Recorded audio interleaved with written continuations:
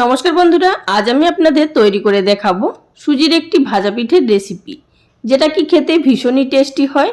আর এই পিঠেটি তৈরি করতে আমাদের সময় লাগে মাত্র 10 মিনিট। তার মধ্যেই কিন্তু খুব সুন্দরভাবে এই পিঠেটি তৈরি হয়ে যায়। তাহলে বন্ধুরা আর বেশি কথা না বলে চলুন শুরু করা যাক আজকের এই ভিডিওটি।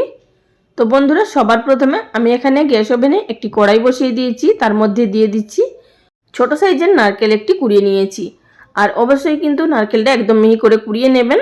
আর তার সঙ্গে দিয়ে দিচ্ছি এখানে প্রায় 150 গ্রাম পরিমাণ গুড়। যেহেতু নারকেলের পরিমাণ 1 বাটি হয়েছে, তাই গুড়টা এখানে আমাদের হাফ বাটি ব্যবহার করতে হবে।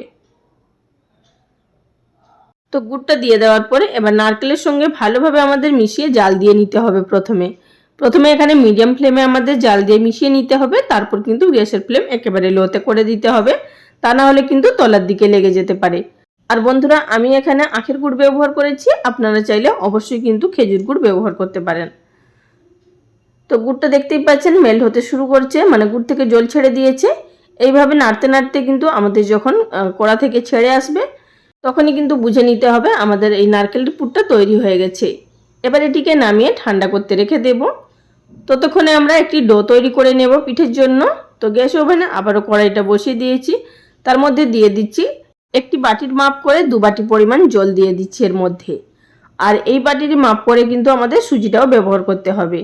তো এর মধ্যে দিয়ে দিলাম স্বাদ মতো নুন। নুনটা অবশ্যই ব্যবহার করবেন, এতে করে পিঠেগুলোর টেস্ট খুবই ভালো আসবে। আর দিয়ে দিচ্ছি মিষ্টির জন্য 1/4 কাপ পরিমাণ চিনি। দিচ্ছি এখানে হাফ টিস্পুন পরিমাণ ঘি। ঘিটা দেওয়ার কারণে কিন্তু এই পিঠের ডোটা খুবই স্মুথ তৈরি হবে এবং কড়ার চারিদিকে লেগেও যাবে না। আর ঘিটা দিয়ে দেওয়ার পর ভালোভাবে একটু মিশিয়ে নেব।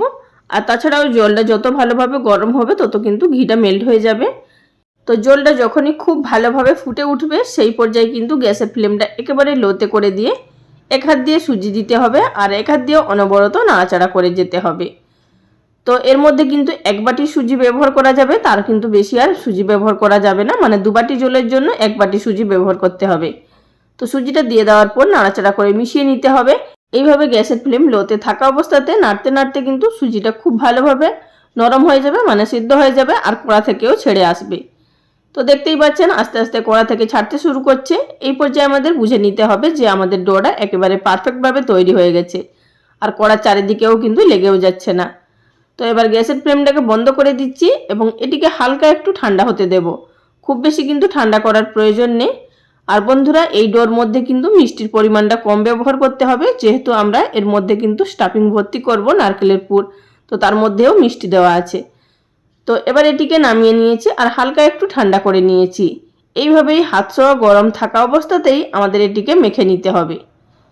তো এখানে যেহেতু ঘি দেওয়া আছে, হাতের মধ্যে আর আটকে যাবে না, সুতরাং আর অন্য কোনো কিছু জল বা আটা দেওয়ার প্রয়োজন নেই। তবে কিন্তু হাতে যেহেতু গরম লাগছে, তাই এর মধ্যে আমি সামান্য পরিমাণ হাতে ময়দা লাগিয়ে নিচ্ছি। আপনারা চাইলে হাতে চালের গুঁড়িও লাগিয়ে নিতে পারেন বা এখানে হাতে সামান্য পরিমাণ জলও কিন্তু লাগিয়ে নিতে পারেন, আপনাদের যেটা সুবিধা হবে।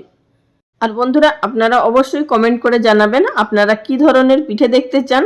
আশা করছি আপনাদের সাথে আমি সেই সমস্ত পিঠের রেসিপিগুলো শেয়ার করব। আর অবশ্যই কিন্তু চ্যানেলটিকে সাবস্ক্রাইব করে রাখবেন, এতে করে আরও আগামী দিনে নতুন নতুন ভিডিওর রেসিপি আসবে। নতুন নতুন পিঠে আপনাদের সাথে শেয়ার করব, আপনারা সেই পিঠেগুলো দেখে নিতে পারবেন। তো বন্ধুরা, ডোটা ভালোভাবে মেখে নেওয়ার পর এবার এখান থেকে ছোট ছোট লিচি কেটে নিয়ে এইভাবে হাতের সাহায্যে সামান্য পরিমাণ ময়দা লাগিয়ে নিয়ে একটি বাটির শেপ দিয়ে নিচ্ছি। তো একটা বাটির শেপ দিয়ে নেওয়ার পর এবার এখানে আমি মাঝখানে পরিমাণ মতো পুর দিয়ে নেব। তো খুব বেশি পুর দেওয়ার প্রয়োজন নেই, আবার খুব বেশি কমও দেওয়ার দরকার নেই। মানে কম দিলে খেতে ভালো লাগবে না, আর বেশি দিলে কিন্তু বেরিয়ে আসবে। তো আমি এখানে আমার পছন্দ মতো গড়ে নিচ্ছি, আপনারা অবশ্যই আপনাদের পছন্দ মতো গড়ে নিতে পারেন।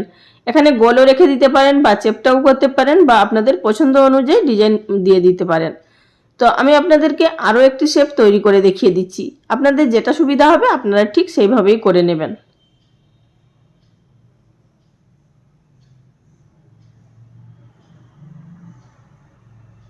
দুটো ডিজাইনই কিন্তু খুবই সোজা।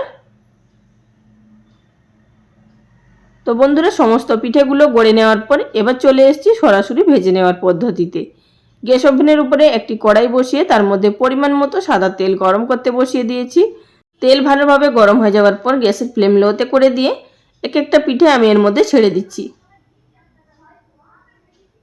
অবশ্যই কিন্তু গ্যাসের ফ্লেমটাকে এই অবস্থায় কিন্তু লোতে রাখতে হবে, তা না হলে কিন্তু পিঠের বাইরের দিকটা কালার চলে আসবে আর ভেতর থেকে কিন্তু ভাজা হবে না, কাঁচা থেকে যাবে।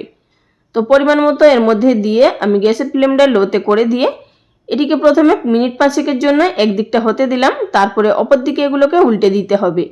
এবার আমাদের অপর দিকটাকে মিনিট 3 মতো ভেজে নিতে হবে।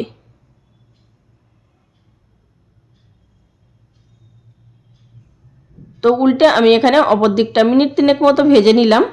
এবার এগুলোকে উল্টে পাল্টে আমাদের ভেজে নিতে হবে মিডিয়াম ফ্লেমে আরও 2 মিনিট মতো। তার মধ্যেই কিন্তু আমাদের এই পিঠেগুলো সম্পূর্ণভাবে তৈরি হয়ে যাবে। আর আমি এখানে পিঠের কালারগুলো ঠিক এইভাবেই রাখছি, আপনারা চাইলে আরও একটু ডার্ক কালার করে নিতে পারেন ভেজে। তো একই রকমভাবে সব পিঠেগুলো তৈরি করে নেব। তো পরের ব্যাচের পিঠেগুলো আমি একই রকমভাবে ভেজে নিয়েছি, তবে কিন্তু এখানে আরও একটু কালারটা ডার্ক করেছি। সমস্ত পিঠেগুলো ভেজে নেওয়ার পর একটি প্লেটের মধ্যে সার্ভ করে নিয়েছি।